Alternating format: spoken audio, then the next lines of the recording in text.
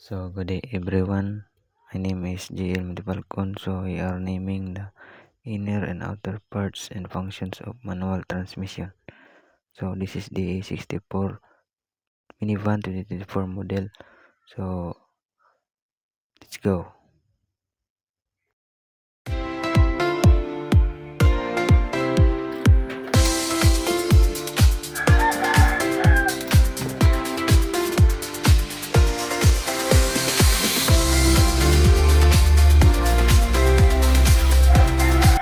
So first inner parts of the car is steering wheel. So the steering wheel it controls the direction of the vehicle. And the next part is the shifter.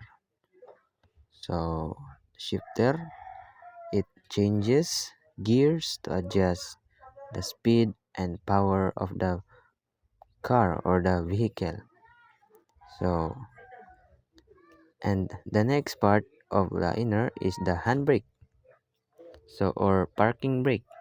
So, it keeps the vehicle stationary when parked in the loops. Next is the pedals, clutch, brake, and accelerator.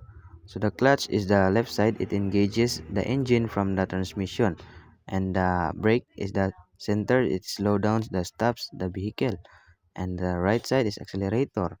It increases speed by controlling the engine. After that, so next is the rear view mirror. So rear view mirror provides the view of traffic behind the vehicle. And the last part of the inner is the seats. So seat it provides the seating and comfort for the driver and the passengers. Also designed for the safety of the inside of the car. So we're done at the inner parts of the car. So let's start with the outer parts of the car. So first is the headlight. So headlight is illuminate the road and ahead, improve visibility at night and or low light. The next outer parts is the signal lights or turn indicators. Shows intended direction when turning or changing the lanes. So windshield protects occupants from the wind, debris and weather while allowing a clear vision.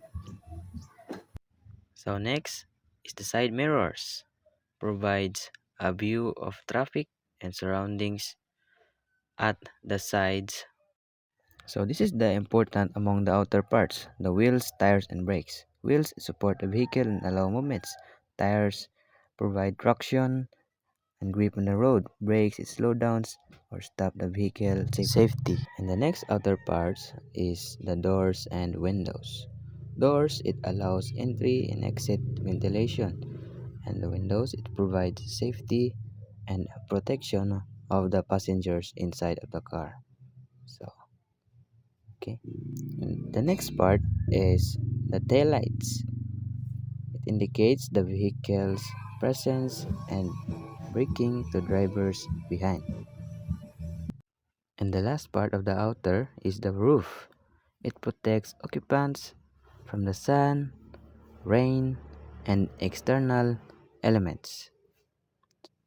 So we forgot some inner parts of the car. So this is the seat belt.